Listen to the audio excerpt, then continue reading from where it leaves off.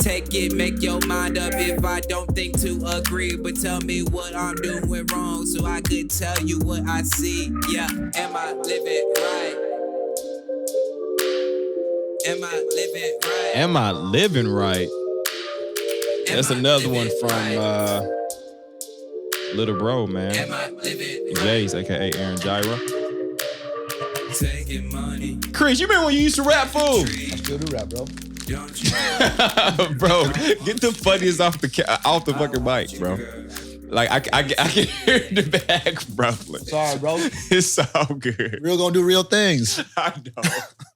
I know. So like, when you gonna put this album out, man? Nah, mine just or like a mix or like something. You gotta put some freestyles out. Like, you know what you need to start doing? Freestyle Fridays. It's just put them on IG. Nah, create a close friends on IG and just put them out.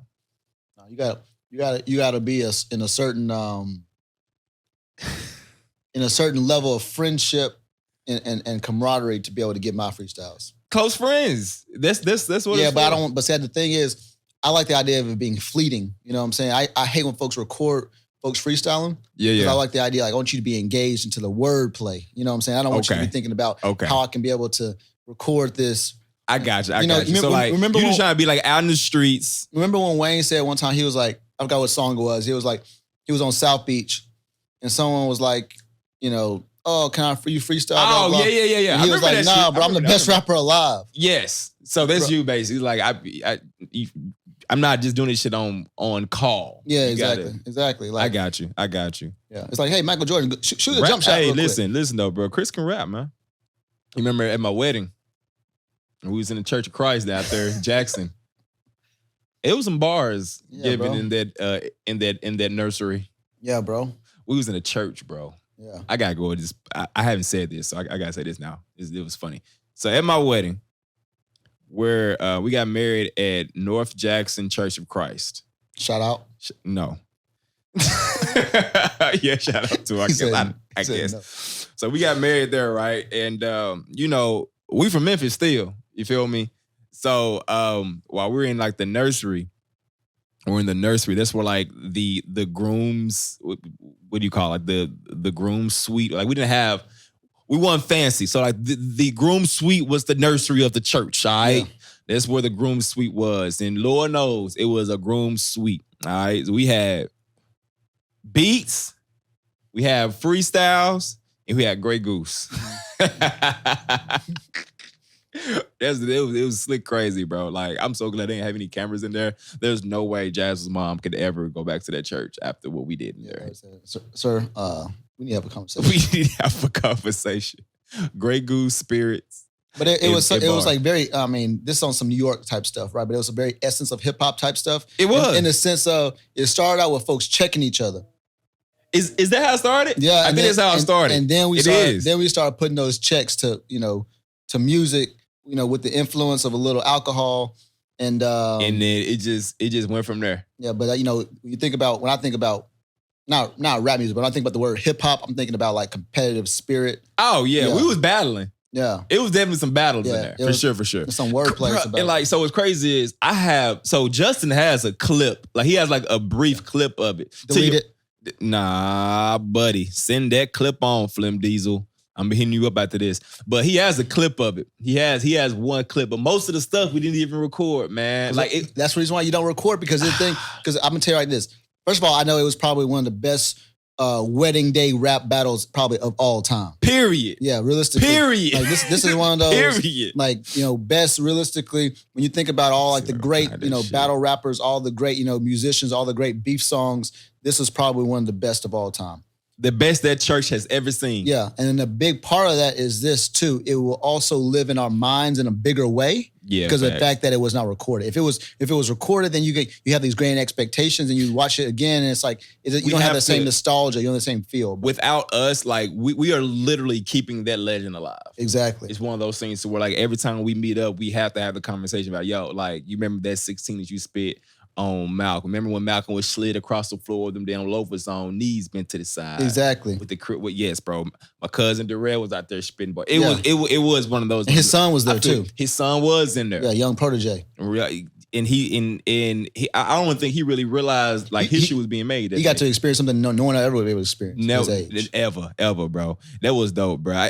I'm really glad that you got that opportunity to come down to the West, because I know it was like super last minute for you. You came down from Seattle, because you were still in, right? Or you? Yeah, I was still in the military. I didn't think I'd have the ability, because either we were just got back from a deployment, getting ready to go for, I don't remember the exact time frame, but I know something was like 2017, May 2017. Yeah, so it was definitely, we had something called IRC, which means initial readiness call. So it means that for like a month long straight, I can deploy at any time, kind of thing. He was on call. Yeah. Like nurses be on call. Yeah, exactly. He was on call for the government slick. Okay. So it was not an opportunity for us to, and so I couldn't find out till last minute, and it didn't really seem fair for me to say, I can be at the wedding, and then last minute not show up. So yeah. Well, look, let me intro this real quick. Welcome back to As I Recall. Your host Alex Sweet here. As you can see, I have one of my best friends in the building right now. I've only done 2 episodes where I've done like an actual live in-person conversation where we're actually going to do like the traditional podcast format. Those that have listened to the past episodes, you guys know that it's like, I'll give like my monologue in the beginning. And then I have like a Zoom call recording that I've had with family and friends, and then I'll come back with like a monologue at the end. This one right here is going to be another episode where I'm actually sitting down. But I had to sit down with this guy though. Me and Chris go back, and he and I both are on a new journey together right now that we're both experiencing this fatherhood. Yes, sir. So this is going to come out a little bit, on down the line. But you had yours first, so congratulations, Miss Olivia James. Precious, bro. Beautiful, beautiful, beautiful baby girl. Shout out to Miss Megan, too, for allowing you to come down here and letting you do this for a second, man. But topic of conversation that I've been having with a few of my frat brothers, my pops as well, is just recalling just that moment, bro. Like, when you got that phone call, that text, what was it? How did you find out that you, CJ Living, is about to be Pops CJ Living? Gotcha. So me and Megan have been thinking about it. We're not thinking about it. I've been like, let's go ahead and knock this out. So we were trying to have, the way she puts it was, we were not trying. So I've heard that for you. The way it worked was, I think it was August. We went to the hospital, or not the hospital, we went to the doctor, and we stopped taking birth control. She'd been taking birth control probably since she was like 20 years old, right? So some form of contraception, right? Contraceptive, wow. Anyway, so she decided to, we decided, hey, we're going to stop. So she stopped in August. And, September came around, and she didn't have a period, but the doctor told us at the time, hey, because you've been taking this for so long, there's be a chance that you don't have a regular period anymore. This is 2020, right? October. Yep, this is October 2020. Okay. So then you have, September comes around, she doesn't have a period. Then you have November comes around, she doesn't have October comes around, she didn't have a period.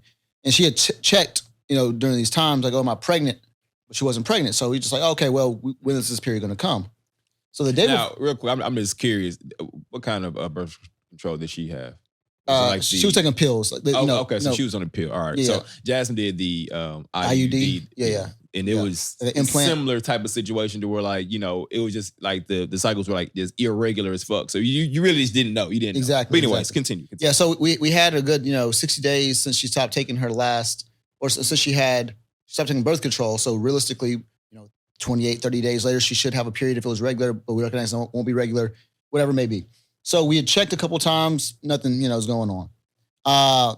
The day before Thanksgiving, all right? So the day before Thanksgiving, so we had checked and things like that. And she was like, we're about to go out, the day before Thanksgiving is kind of like, it's still like a big party day. Folks kind of go out and drink and have a good time, like when family comes in. Right. And so we were about to go do that, especially because we're edging towards the end of like the COVID-ish situation. I mean, obviously not out of COVID, but like the COVID-ish situation. So people wanted to kind of enjoy themselves again. It's okay, bro. You was out in these streets during COVID. It's fine. Yeah. I'm not judging you. I was out in the streets too, bro. It's fine. Masked up.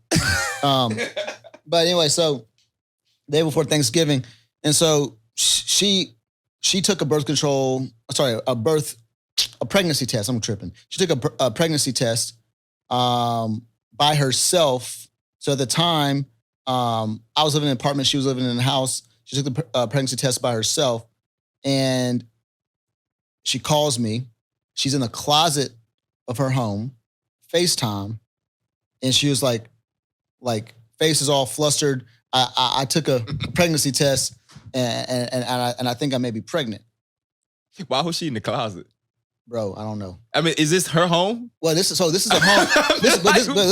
It's a home that she shares with her sister. And her roommate. Okay. So like she was trying to find some privacy. She was exactly. For the privacy. I'm like, why is she hiding in her own house? Exactly. I guess. Go ahead. So she's in the closet and she FaceTiming me. And so, me, I'm super excited. I'm like, yo. And like in my mind, I'm like thinking to myself, I don't say this out loud, but I'm thinking to myself, like, why'd you do this without me? You know what I'm saying? Why am I not there? So I'm like, I'm on my way. She's like, well, I don't even know. They say you're supposed to take multiple tests. I don't know. It's probably a false positive. I'm like, look, bet. I'm on my way. So I got into my car. I went straight to, we had this place called Harris Teeter. It's like a Kroger kind of, grocery store. Gotcha. So I go straight to the Harris Teeter. You're in Carolina. Charlotte. Okay. Yeah. So I go straight to the grocery store, go to aisle 7, pick up the the pregnancy test, and so I'm looking on the shelf, like which one should I get? And I just know that I gotta get 2 different types because if one, I don't want the false positive situation. So I get this clear blue digital one that I thought was kind of cool because it'd be digital read, and this other one that I picked up. So I got both of them. I ripped the boxes open, put them in my pockets. Because the thing is, I'm now going into her home where her sister and her roommate are there. So you gotta be discreet. Yeah, and they can't know that I'm bringing these boxes of pregnancy tests into the house. So I got them in my pockets. So why didn't you just leave inside of the Harris Teeter bag? I wasn't thinking like that. You know what I'm saying? My mind was like, I'm about to, Yeah. I got we going upstairs to the closet, do a little experiment. That's what my mind says. So she peed inside the closet? No. So I'm like, I get there. Her face is still in shock mode. I'm giving her the biggest hug. I'm like, look, I got you. So regardless of what's going on right now, I don't want to be a false alarm, but regardless, we're about to calm down. We're about to have a baby. Mm-hmm. It's about to be exciting. Beautiful. You know how I am. So my phone is out recording every single bit of this, right? Every single bit of the entire process is on the phone. So I'm like, all right, baby, go sit down and pee. Let's get this thing done. She's like, I don't know. I'm like, sit down and pee. Let's get this thing done. Let's do this. Yeah. Come on, I'm here. So the way the pregnancy test works is you pee, you wait a period of time, you come back and look at it, whatever the answer may be, right? So she pees on the stick. It's not instant, right? We gotta wait a little time. So we sit it down, we're talking. I'm like, look, I'm trying to give her the speech that I feel like I'm supposed to give somebody, during this time. Right? Give me a brief. Give me the Cliff Notes of this speech.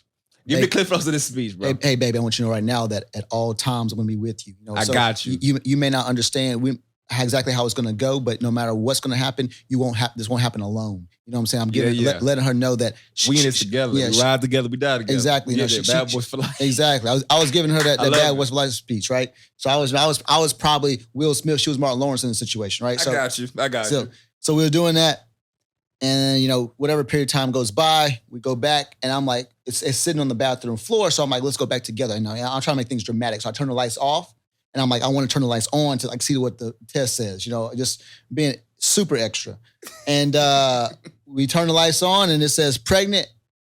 And I'm like, I give her a big hug. I'm like, you're doing this. But she's still in the shock mode, kind of fearful a little bit. I will say that even when I recorded it, she was like, she hates one of the videos because in her mind, it looks as if she's not happy, but she really is just scared out of her mind, right? Her body's about to go through this crazy transition. Her life's about to change, whatever it may be. She started thinking about everything. In that little second, and you were just in the present for that moment. Yeah. But she started thinking about everything. Exactly. So we find out. So then we still going out though. So the crazy thing is we already told her sister, her roommate, the friends, stuff like that, we going out. Dang. So so how do we do this, right? Because she's not ready to, Megan's one of those people that is very much I'm not telling anybody I'm pregnant until the 3rd trimester in her mind, right? You know what I'm saying? She wanted. She wasn't telling nobody. Yeah, she wants folks. Until it was here. Exactly. So that's how she is. And so we go out, and I don't drink crazy like that anymore. So I'm thinking to myself, well, maybe I can just drink her drinks, but maybe folks will know. So she says like in the car, so she's smooth with it. She's like, I feel like, I don't know, a little bit. I feel like I shouldn't be drinking tonight. She says it like that, all smooth and whatnot in the car. Other folks can hear her say that. But it wasn't like a big deal. Yeah, it wasn't like a big deal. Okay, yeah, exactly. Whatever. So when she gets there, right, so she's like, I'm just going to drink water or whatever. Folks was like, okay, yeah. But Megan, not a big deal. She says she's kind of got something going on. Right. No big deal, right? So no one really thought anything of it. Let me hold on real quick. Professional opinion. We're not professionals. Maybe somebody can help us out. Can you drink though? Like, so the thing is, I know that I have European friends that tell me all the time that their mothers did and they drink, like they can drink a glass of wine throughout the entire pregnancy. It's not a big deal. Okay. What I do know is this. I know Megan. And I know for a fact that if any article ever said that you should not touch bologna, like physically touch bologna during pregnancy, she ain't gonna touch bologna. 6 feet. Yeah, 6 feet from bologna at all times. 6 feet. I promise you, like the deli meats and like the unpasteurized cheeses. And she's looking at, I'm telling you, one time she had apple cider vinegar in a crock pot meal.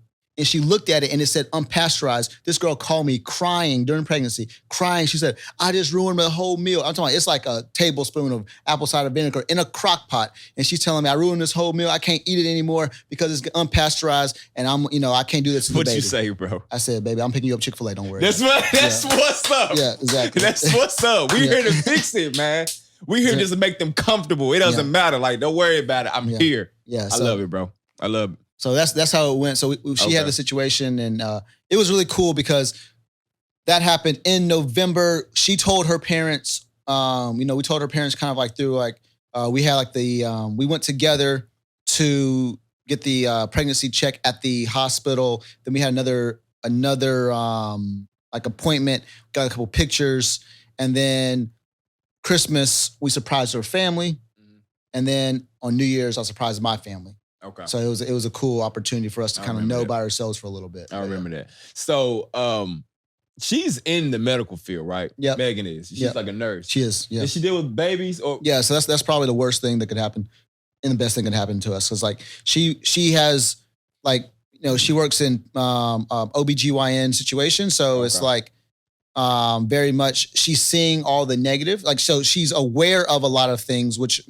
makes things happen in like a catastrophic way sometimes in her mind when something's not necessarily happening right. So she's aware, like, okay, I know this. This is how things are supposed to happen in her mind, and when it doesn't necessarily happen that way, and she's also seeing all the negative things all the time. It's a gift and a curse. So we're talking about Megan, and let's go get off of her because this is really about what you was going through, where your mental state was. And how you was feeling through the actual pregnancy part. Obviously, your queen is here now. Now, you said earlier, even with, her calling about the whole vinegar situation, you was like, babe, I got you. We're just going to get Chick-fil-A. I was in that, I'm still in that situation right now. So where it's like, I'm trying to deal with that emotional side of things. Like, sometimes I feel like, crap, is she being a little over the top? Mm-hmm. Is she being a little bit, what's the word I'm looking for? Well, I don't know. I don't know the exact word you're looking for, but let me tell you how I feel about that real quick. You ready? Go and get something. I think we all understand, talk about the idea of men being fixers sometimes, and I don't want to generalize. I think it's pretty silly to generalize, but I recognize that like us be like problem solvers. Yeah, exactly. Yeah. Okay. Yeah. I feel like what happens in this space is this. A woman is going through something she feels like she has little to no control over, right? If we fix without listening first, what happens is we are telling someone who is seeing the sky as blue that the sky is not blue. We're like not validating their real feelings. We're not validating what's going on. So you don't want to be dismissive of those feelings, right? Okay. So if she's saying all these things, catastrophic situation, blah, blah, I think I've heard a lot more. I've got a lot more positive feedback when it's been like, hey, I hear you. Mm-hmm. Is this a situation like you want to help you fix this, or are you looking to kind of have me hear you out? So you're just real direct with it, straight to it. It's like, okay, all right, okay. I hear what you're going through, or I hear what you're telling me. How do you want me to proceed now? Yeah. Do you want me to help you fix this situation or find a solution to the situation? Because even, I ain't gonna lie to you, I feel like I used that term before. Well, let me help you fix this. And immediately, maybe it was just some emotions that was involved there. She felt like, well, I'm not broken. Yeah. You know what I mean? Yeah. No. It's not let me help you. I'm not trying to fix you. Let us both figure out how we can fix this particular situation. Yeah. So you're just very, very direct with it. Like, is there something you want me to help you fix? Okay. Or is this something you just need to vent? Is that what you... Yeah, but I think also tonality is super important to that because you don't want to come off as the idea of like, hey, you want to fix this? Like, I'm like, hey, babe, I hear you. And that sounds like it sucks. Yeah. How does it make you feel? Okay, great. Okay. Babe, is this something you want me to help you? Like, we should want to work together on this? Or is this, do you feel better if we just kind of like talk about it? What was the first one? The first thing she said on that first problem like the first real like type of problem, he was like, oh snap, all right, like she really thinks, or it very well could have been this is a problem, and she's coming to you with it. What was that conversation like? The very first one. It's like, I mean, to me, they are all things that we look back on and I think there's a reason why women are able to have multiple children. And I think that's because of the fact that, thankfully, sometimes your memory is not that great. Because I think that if women remembered, it's probably some biological situation that actually happens. But I think that if women remembered every single vivid detail of what it was like being pregnant, the actual labor, and all that sort of stuff, it seems like too much of a daunting task to do it again. Mm-hmm. But the joy of a child being here helps you forget all of that, and you're willing to endure it again. So, I mean, it was times in which we talked about, certain foods she couldn't eat. She was frustrated because of those foods. Certain things people like talking about, people say, oh, you don't look pregnant. Well, Megan's a small girl, mm-hmm. and she didn't have like the traditional baby bump. So because of that, she starts to feel like, what am I doing wrong? Because I don't look pregnant. You know what I'm saying? Like, exactly. I never see, that's a different perspective. Cause you got some women it's the exact opposite. Yeah. It's like, dang, like, how far along are you? So I just found out. And like, oh, it's not. And then, they just, full disclosure, my wife don't want to eat. Yeah. You know what I mean? Like, she literally, like, our diet was baked fish, chicken, salad. You know what I'm saying? And like, and she thought she can continue to do that. Yeah. I'm like, yo, you can't. Yeah, you're growing a child right now. You got to eat. Yeah. So like, hers was opposite. I mean, she just wanted to pick out more, or she still wasn't? Well, so the thing was, she just didn't like the idea of someone judging her body or not judging, but commenting on her body. And I feel like that's one thing that I'm learning right now is like if someone wants to tell you they're pregnant, let them tell you you're pregnant. If they don't want to tell you, don't tell them. And then just don't put your projection on anything on a pregnant woman at the time, because she's probably not mentally, emotionally willing and wanting to hear that from you. And also there's legitimately, you can say things one day and it'd be okay, and the next day it not be okay. And that's perfectly fine. So it was just like, she would go to work and people would say, oh, you're so small. Oh, I remember one time we were at one of the appointments, like, oh, it's like you just had a big meal. That's it. Like, I can't even tell you're pregnant. 6 months pregnant, 7 months pregnant. I can't even tell you're pregnant. It looks like you just had a big meal. And it's like, she felt like, why is this person commenting on my body? And it made her feel, because she has no control of it. And so what am I supposed to do? Am I supposed to look more pregnant for you, homie? Like, chill out, Did she have, and we're back on Megan again. And I'm going to get off of this. I did not know that you had two baby growths. The one that goes in, and the one that goes out. Yeah. So was hers in? She had more of an inward growth, yeah. Inward growth. Yeah. So that was her thing. Yeah. So, and it's just like, okay, so obviously people aren't looking for an anatomy lesson here, but when you have the baby in the uterus, what happens is you are genetically, predisposed to grow in certain ways, like depending on how because your intestines and your internal organs have to move. Yeah, shit got to move. Yeah, it has to move because it's got to make room for something. So like, if you are built in a certain way that your tightness is like, prevents it from growing necessarily out, then you may have more of an inward, growing, pregnancy. Or some people out there, it looks like they got a mile long stomach because of the fact that they're more of an outward growing. But it doesn't necessarily indicate how big the baby is, how healthy you are. It's just all genetics and what you're predisposed to. So let's go and stay on that, but from a man's perspective, and like you already kind of hit on a little bit, but I want you to expound on a little bit more, because you're at the point now where like baby's already here too. your responsibility when she is hearing those things, from colleagues or whatever the case may be, she comes back and vents that to you. How do you handle that situation? I can't speak for every other woman on earth, or how every other woman would like it. But for me, what I found is Megan just wanted me to be a cheerleader for her. It's like one of those, like someone gassing you up in the sense of like if someone says something crazy, you said, oh, hey, at work, this person said X, Y, and Z. No, they didn't. Oh, no, they didn't. Yeah, what I'm saying? That's exactly what she wanted from me. She wanted me to be like, oh, they wrong in doing that. There's no way. Why would they ask you that? Obviously, baby, you look good like X, Y, and Z. And the thing is, it's nothing up to them at all. It's like small stuff like that. And that's what she wanted from me. She wanted me just to be her biggest cheerleader, her biggest support, so that she could just feel like my feelings that I feel right now are validated. That's all she really wanted. Man, listen, you told me that in the beginning. You was like, yo, just be there for her is what you told me in the very beginning. And that cheerleading part is something else that, heck, I know I think I've mastered that because I've heard, so-and-so said this about me, babe. No, they did not. Yeah, I'm on my girl's side 100%. Yeah. All right, so moving on real quick. Baby's here now. Yep. Olivia James is in the building. Yes, all right, sir. She's beautiful. Oh my God, just a thick, curly black hair. Just a beautiful, beautiful, beautiful, beautiful child. You landed here around like 5 a.m. Yesterday. And I knew you was tired. Yeah. I just want a moment of silence for all those tired daddies out there. I know there's a few out there. I'm gonna be there soon. I need some tips. I mean, can you even give me tips at this point? Here's the tip. The tip is a mindset. The tip is understanding that you're going to get through it. The tip is understanding perspective at the time that you have got to recognize that you're going to get through it, and remember at all times that you and Jasmine for you are going to be on the same team. You guys are fighting the sleep demon together. You guys are fighting this feed situation together, the breastfeeding situation. For many women I talk to, because I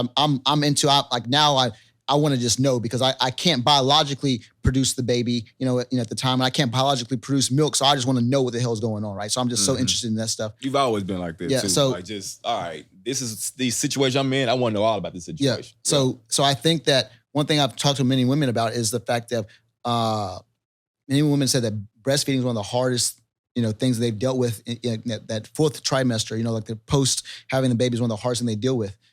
So from what angle, like being able to produce or how to do it, like what? It's all different aspects of it, right? Because it's just like the certain expectations. So certain women have this idea that they want to breastfeed, right? But there's so many variables, right? So one, did your milk come down? Do you actually have milk to actually give that child? What you learn is that 24 hours to 48 hours to 72 hours, there's great changes that happen. So you may be dealing with something like that's 1/3 of that child's life. If you 72 hours is 1/3 of that child, 24 hours is 1/3 of that child's life if it's 3 days old. So there's a lot of great changes that happen in that small period of time. And some of that times it's like milk comes down. A woman is also learning how to breastfeed, right? What does that look like? As far as the times I got to do it, right? I got to deal with I just gave birth. I spent hours maybe laboring. Now I'm giving birth to this child. Now I got to be up every 2-3 hours breastfeeding this child. Then what's that baby like? Does that baby have a good latch to be able to, because babies don't naturally know how to latch onto the nipple. They have to learn, what I'm saying? They're swallowing their own amniotic fluid in the womb, trying to get good at that idea of swallowing. But at the same time, they have to be able to get good at latching. And now some of that's on mom too. Some people have inward nipples. Some people have outward nipples. Some people have nipples that are really, really good for breastfeeding because it's just all these different factors that go into it. Some women have, This man give me all the jump. I don't know if y'all see me on camera. I'm like, golly, everything he's saying, like, you got to think about too, like there's nipple guards out there because some women's nipples, get really, really sensitive. I mean, most of all women's nipples get sensitive, but you have a whole mouth that's putting all this pressure on your nipple all day. And the thing is, the nipple is not something they don't just suck on the actual nipple itself. It's not like a shallow latch. You want something like where their whole mouth is opening up to the entire areola, like the whole boob and stuff like that. So all the different parts of it. So there's so many different factors that are out there. You have a lactation specialist that can help you, give you guidance on stuff, but your body is different than every other person's body. And you have to learn what is right for you. And it's a trying time. And that the best thing you can do as a male part on that situation is being able to as a partner, is just be a partner as to one, know the person that you are dealing with beforehand. And because for me, communication was important. Hey, Megan, before we get into this, what's your overall goal? Oh, I want to breastfeed. Okay, just curious. Why do we want to do that? Like, why are we choosing to breastfeed? Oh, I just feel like it's a good thing to do. I want to take care of our child. Okay, things like that. So what happens is, if that ever became a situation, I could be able to use that tie down or that backwards idea of, I know we said we wanted to do this, but the baby's still going to be healthy if we're able to do this. You know what I'm saying? What are your thoughts on that? So, but recognize that you need to be a supportive person. They may say, hey, I want to breastfeed today. In the middle of the night, they say, I'm done breastfeeding forever. I don't want to do this anymore. I want to be able to pump. I want to be able to do formula, whatever it may be. Just be willing to go with the flow and be supportive, because it's not your body in that way. And I mean, Megan the other day was telling me she had, like, it felt like she had like glass shards through her chest, blah, blah, blah, because, breastfeeding and whatnot. And we like looking stuff up, and like there's mastitis, which is like the infection of the mammary gland. You can have like what's called thrush, which is like, yeast, and like, because you go through like the birth canal and maybe get some bacteria. It's all the different types of things that are out there. So breastfeeding is probably the hardest thing to do that I've experienced so far. And I think that just being supportive, understanding, get your ass up, change some diapers, do that. Man, like you said something earlier too, I feel like that's really key. And I want to make sure we highlight that. And that is the uniqueness of every queen, every woman out there. Yeah. Ain't no one size fit all for none of this shit. Yep. Everybody's situation going to be different. Everybody's boobs going to be different. Body's going to be different. The baby itself, how they react is going to be different. Like, you're literally different. Like, everyone's going to be different. And to your point too, like you're doing your research and she's doing her research. You see a lot of stuff out there, but from what I'm hearing you say is, hey, you just gotta be supportive. But I feel like you were just like, yo, we just gotta kind of figure out what's best for us, in our situation, because we can't compare it to the family down the street. Yeah, shit different. You said compare. Like, I think like comparison. I think the whole idea is like comparison, like the thief of joy situation, and where it's like, okay, see, there you go. What happens is when you compare, that is a real trouble that we had to deal with, because the book said this, or online it says this, and my body's doing something totally different. My child is doing something totally different. What am I doing wrong is the mentality, versus like, hey, how can we overcome this? We're thinking to ourselves, like, we're beating ourselves up over like what we're doing wrong. And that frustration and expectations really do hurt you in those ways. So if I had to say anything to you, I know you're probably listening to, like, I'm giving you advice on not taking advice, but what I'm saying is, facts. Go ahead. No, for real, though, real talk. But I think, just be understanding that you're going to go through it. Like, there's no, like, you got to go through it. Like, there is legitimately no easy button or some, get rich quick scheme or whatever. It's just, you got to go through it. You got to go through the pain of this and just recognize that it's a lot easier to go through it when you're able to communicate and you are able to love. So just be supportive in that way. I want to transition real quick to a conversation I feel like most fathers or, partners, whatever the case may be, deal with once the baby is here. And that's the work-life balance, especially for a man's perspective. Oh, that's good, bro. This is good, because I went to church today, so I got me a little sermon in me. For real? Yeah, bro. All right. Well, let me ask my question first before we start preaching, Creflo. You know what I'm saying? Creflo, that transition, you kind of told me where you are with your business and everything else as far as finding that time. I know you've had conversations about, career goals, actually setting out a plan on where we want to be by certain years, things of that nature. Has things changed, or are you still on that same path? And if you are on that same path, I know you had to make some adjustments, because I know your work life has to be different. Yeah. You know what I mean? Like, you can't go full throttle into the business like you did before. Or can you go full throttle into the business like you used to? I mean, like, 'cause you still got to sleep, but your priority, at least what I'm thinking when I have my daughter is my all of my attention those first couple of months is going to be straight on, that baby and the wife. So how are you dealing with that? I know it's still early, but how are you dealing with that? And like, trying to juggle, all right, I still got career goals. And like, I know if I get to these career goals, we're going to be straight. But I mean, how are you how are you adjusting to that? I think it's super important to recognize, like, give stuff priority. And when you give stuff priority, then you can now create boundaries surrounding those things.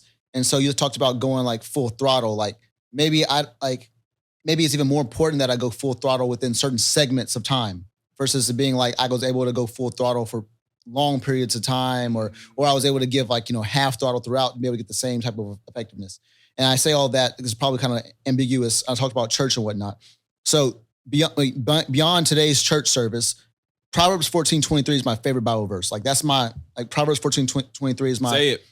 It's all work brings profit, but mere talk leads only to poverty. Right. So, and for me, it's so important because it doesn't say all hard work. It just says all work brings profit, but mere talk leads only to poverty. So like, that's one of my biggest things. Like, okay, I'm going to work. If I'm going to get it in, I'm going to work. Because I'm going to bring in profit. I'm not going to be a person who just talks about it. I'm going to go be about it. Like if I say, hey, I make $500,000 in a year, like that's going to happen. So like, that's my situation. And so I'm really, really big on that. So it's so easy for me to just resort back to that idea, that mantra, that Bible verse in order for me to do it. But today's sermon. Sermon, it was Exodus 28-11. I may get you look that one up because I don't know that one about heart, but it's Exodus 28-11. And that spoke to me because I feel like, like when you read a sentence and you only read half the sentence, and then you read the other half of the sentence and it's totally, totally different. Oh yeah, people do that all the time with the Bible specifically. Like they'll read part of the scripture, but they don't read the entire passage. And they, what you do is you read what you want to read, but you don't get the entire message of what it was trying to convey. Exactly. You say Exodus 20 what? Exodus 28-11. You want to read it for me because I don't know about heart. Remember the Sabbath day by keeping it holy. That one. 6 days you shall labor and do all of your work, but the seventh day is the Sabbath to the Lord your God, and on it you shall not do any work, neither you, nor your son or daughter, nor male or female servant, nor animals, nor foreigners residing in your town. For in the 6 days that the Lord made the heavens and the earth and the sea and all that is in them, but he rested on the seventh. Therefore the Lord blessed the Sabbath day and made it holy. Okay. And so that was huge for me to hear because I don't see it as the idea of, okay, well, I just sit on my butt and do nothing on Sunday. But for me, holy means to be distinct, to be different, to be, something that's holy. It's different than the norm. This is holy. This right here is a holy place. Sacred. A sacred place. You know what I'm saying? And because of that, I'm thinking to myself, like, you know what? I'm always on this idea of all work brings profit. So I gotta work. But I recognize too that if I work so much that I miss out on the rest of it, it doesn't matter. What are you working for? Yeah, exactly. What are you like? Are you working for a lifestyle? Are you working for the family? Are you working for profit? And I think that it changes sometimes, and there's different motivations behind it all. But I think that is so important for me when I think of the work-life balance. It's like I want to make Sunday the family day. I want to make that because it's holy. And it's holy. Because it's exactly. Because one thing I'll tell you right now is I loved dating Megan, and I'm not done dating her. You know what I'm saying? So I can't talk about it. Yeah. So I can't have a situation where, I'm only thinking to myself, okay, we're waking up every 3 hours of the night. I'm going to work. I'm putting this work in. Then I come back, and then it's just that whole James Baldwin, Nikki Giovanni conversation where she's talking about like, I need you to fake it. I need you to fake it sometimes when you come home because you give at the time the white man because it's talking. You give a white man. Exactly what you're talking about. Yeah, you give the white man. Your smile on the job, or you give, the other person the smile on the job, but you come back home and give me hell. This man right here. And so he did go to church today, y'all. Yeah. So the thing is, it's so important to recognize like what's all this it's about, And so for me, It's thrusted me to be more efficient. I am naturally not an organized person. Naturally, I don't really care about organization unless it actually serves me. Now I'm seeing right now, finally, how it serves me in a way that I could never imagine, because I now have to leverage. And when I think of leverage, I think of either two things. Either I'm going to be able to do the same amount of work, leverage something, and get more of a result, or I'm going to be able to do less work, leverage something, and get the same result. So I can either get the same with less work, or I can do less and get the same result, right? So now I have to leverage things like organization. How can I put myself in a spot where I'm able to get the same type of result? Because I know that if I'm not bringing in, like the way I calculate right now, if I'm not bringing in at least 205 a year, I can't do the things I need to for my family, like the way I see fit, right? So, that's, to me, that's the minimum level. I can't go any lower than 205 a year. So, but I got to work in order to get that to happen. So either I'm working myself, physically working, or maybe it's going to propel me to now think I've got to leverage some stuff. I got to leverage some assets and some resources to have certain, other things working for me. Or do I need to be able to get better and maybe like, hey, this is a $10 task in my mind. I call them $10 tasks, which means, hey, if there's something out there that I would pay somewhere $10 an hour for, maybe I don't need to be doing it. Maybe I need to let somebody else do it so I can be able to have that time, which is way more important to me right now than be able to actually save that money. Right. So, bro, like you're giving some gems and uns. I feel like somebody need to be paying for this, but I want to bring it back because everything you're saying is great, but the beginning, like the first 2 months, are you still thinking like that? Because you're only, heck, you told me when you came back, you're operating right now, especially in the beginning phases, 2 hours feeding or 3 hours feeding, three increments of 3 hour feeding, right? Yeah.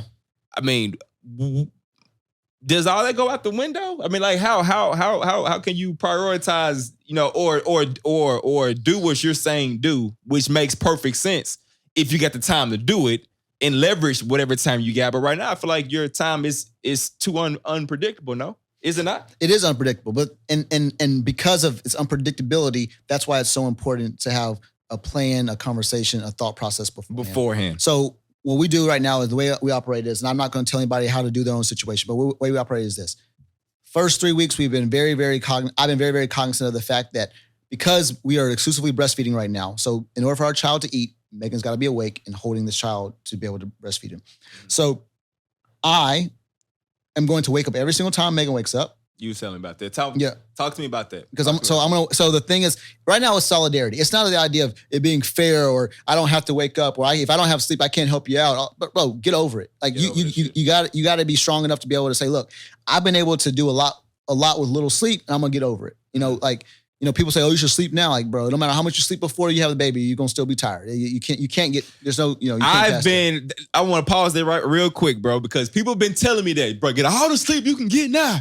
Because you ain't going to get that much when baby come. Bro, I can sleep all day today. Yeah. If I don't sleep any tomorrow, you're gonna still be tired. Tuesday, I'm going to be tired. Yeah. It doesn't matter. Yeah. It does not matter, bro. But now, continue. I just want to point that out. I just want to point that out because I've been hearing a lot of people say this, man. Just enjoy it. But it doesn't matter. Like eventually you're gonna have to just suck this shit up, basically, and just do what you got to do. Being committed is a beautiful thing.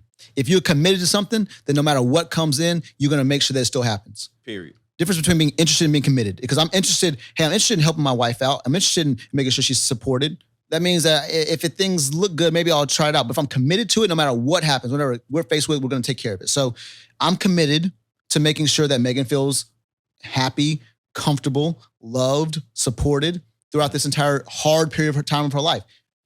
I just witnessed someone spend 9 months of their body changing, giving birth to a child. Now they're here. I can't just say, okay, well, I'm going to do some work and she's going to do something. Like, no, I know that you biologically have a responsibility to this child as far as feeding. So what's going to happen is this, even if I don't have to feed, I'm up.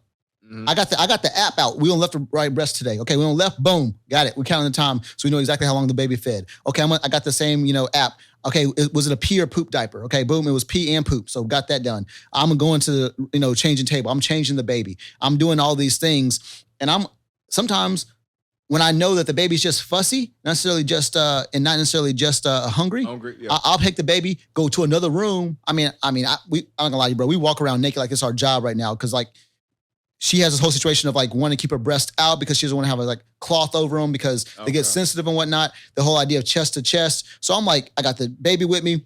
We're going downstairs. I'm comforting the baby. I know that I'm just trying to give Megan a couple extra hours of sleep so that the baby's all right. If the baby starts getting fussy, super fussy, then I'm like, hey, babe, I've already changed the diaper. Can I get you up real quick? We feed real quick. Yep, she's going to feed.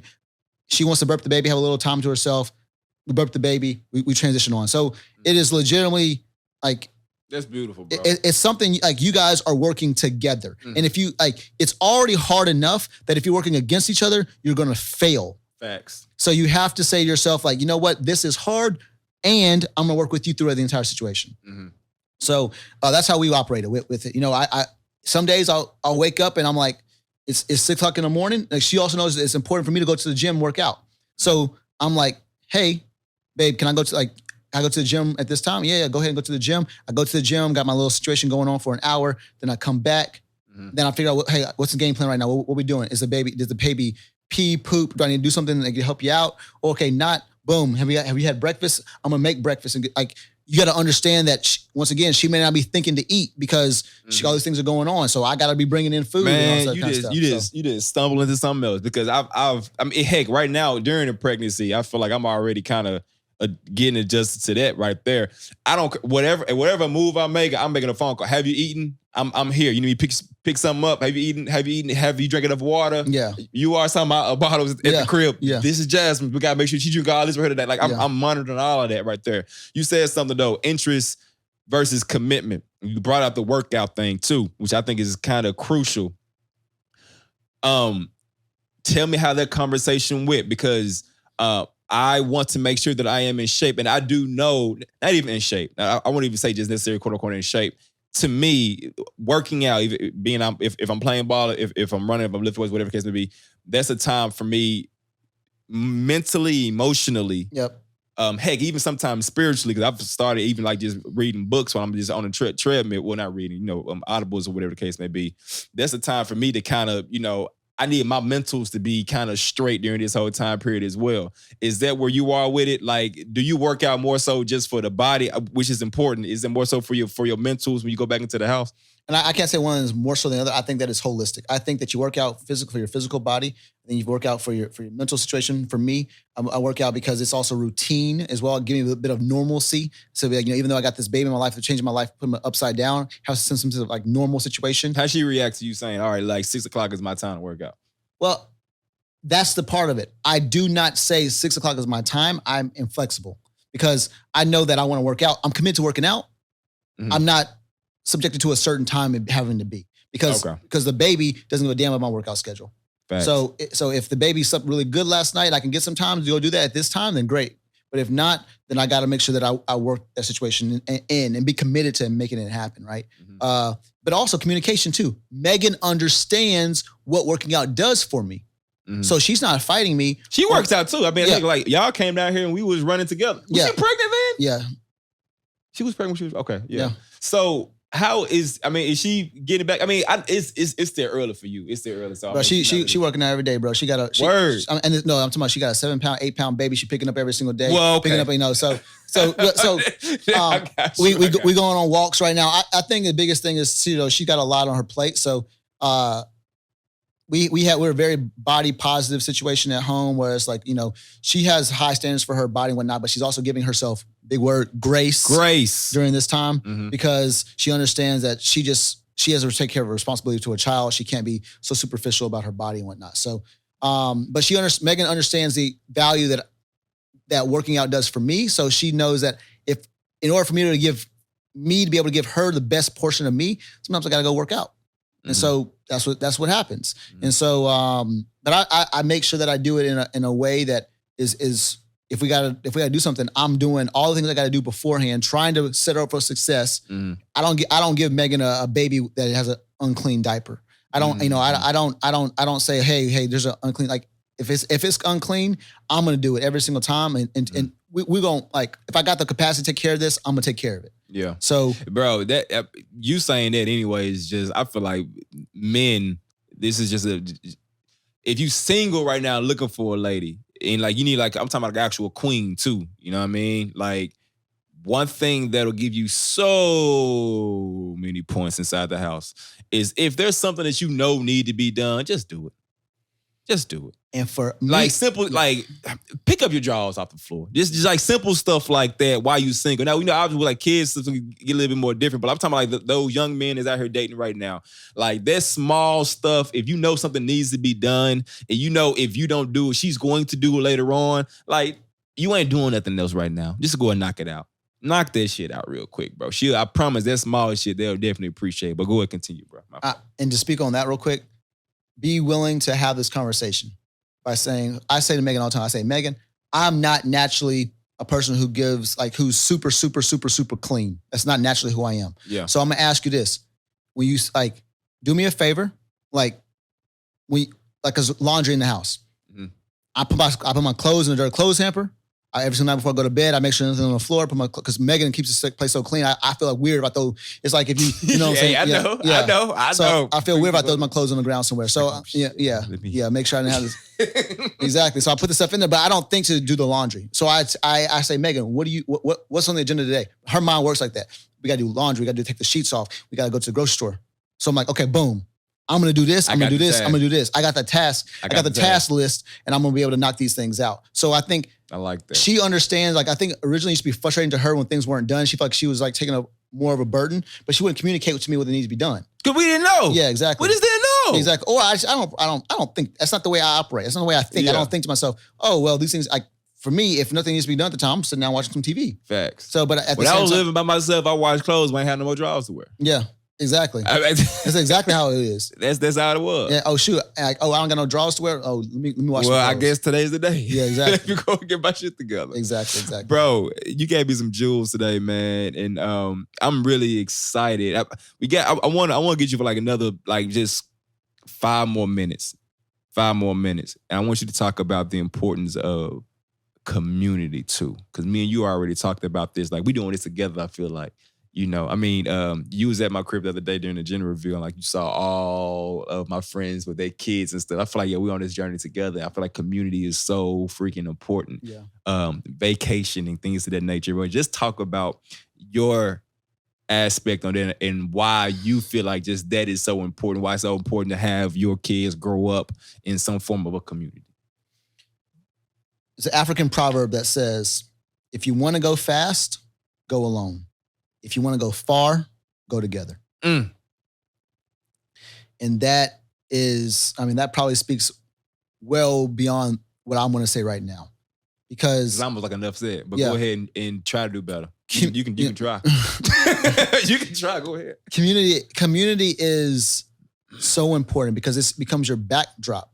It's like what you strive to a certain esteem because of the fact that you see someone doing something, you hold yourself to a higher standard.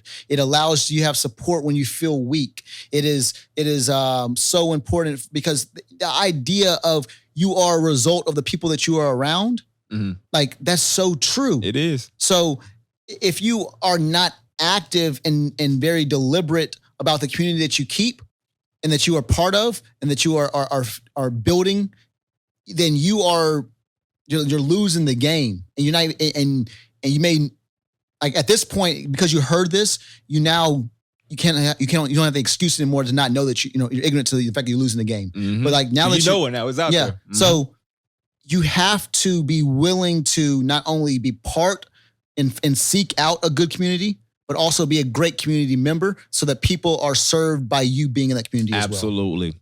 Pull your weight, basically. Like I'm joining this community not only to benefit from it, but also to add value. Yep.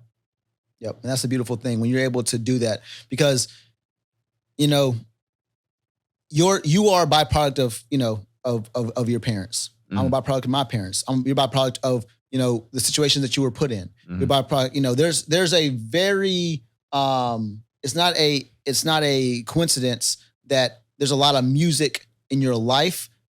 And, a lot of music and jazz in life specifically, that's a byproduct of where her dad was, you know? And so we have to understand that community is so important for us to go far. We can't always preach about the idea of like wanting change, wanting growth and all these other things if we're not willing to put in our effort into the community as well.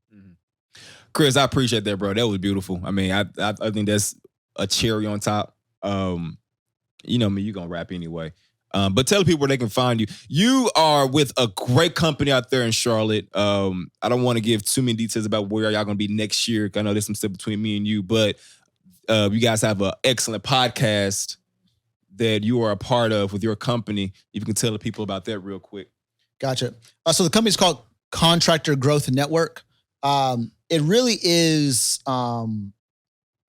it's created in mind for residential contractors, right? So people who do everything from painting to, outdoor living spaces, fences, decks, to, who do like remodels for homes and things like that. So that's who it's actually geared for. But I would say that it's huge on mindset.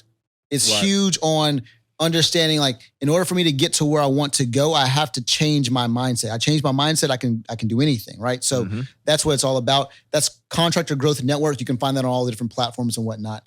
My personal Instagram is CJ Livin, CJLIVIN. And then I've had some cool opportunities to travel around the world quite a bit. So that's going to be Where Is CJ Livin on Instagram as well. But any support that anyone can always supply and join the community and I love it. I have a whole community on Facebook, and I have a Facebook group called Common Sense Contracting, where we help out contractors in that way. So it's so important to be part of the community. Absolutely, man. I appreciate it. Yeah, Where Is CJ Livin? My boy traveled around the world, literally every continent except for Antarctica, correct? Yep. You did it, like 3 months? Yeah, it was a little more than it was. About 100 days and some odds change. So 100 months, and it was amazing seeing you on that journey, bro. That was amazing. There's a whole other conversation. I mean, you can potentially have about just cultural differences and how that affects your life and outlook on life. Because you have had some heated conversations about some good stuff, bro. Some really good stuff. Thank y'all so much for tuning in to this episode of As I Recall. Always you can find me at on IG at Mr.A.Sweet. But I do most of my damage on Twitter. A.Sweet is the name. The handle is at Shock the World. That is at SHOKH the world. That's how you spell it. At SHOKH the world. That's at Shock the World. If you guys have any questions for me or anything that you want to recall and go back on, definitely hit me up in the DMs and we'll have some conversations about it. Other than that, shout out to the Raw Room Media Group. Check those boys out, DB and JC. Shout out to Faye. Shout out to Fast Nasty, aka Matt. The boys are doing some great things over there at the Raw Room Media Group. We had some great conversations. AJ Brown, Jack Rabbit, aka Janoris Jenkins came through. Nav Green, a couple other fellas came through, made some great combos, and check the boys out as well. Other than that, have a great day. We will be back. Peace. Taking money, plant a tree. Don't you know? I want you, baby. I want you, girl. Ain't seen you lately. Tell me, am I living right? Oh yeah, am I living right? Oh yeah, am I living right? Am I living right? Enclose your mind into a caption, make that caption, take a picture, take that picture, put it on your feed. See, you got too much need, envy, hate from all these women supersede. Probably listen, take your attention and fake what we don't need. But I see a deeper purpose, know I listen when I'm wordless, know there's tension when you nervous, don't deserve the hate in person. Take it, make your mind up if I don't think to agree. But tell me what I'm doing wrong so I could tell you what I see. Yeah, am I living right? Am I living right? Am I living right? Am I living right? Taking money, plant a tree. don't you know? I want you, baby. I want you, girl. Ain't seen you lately. Tell me, tell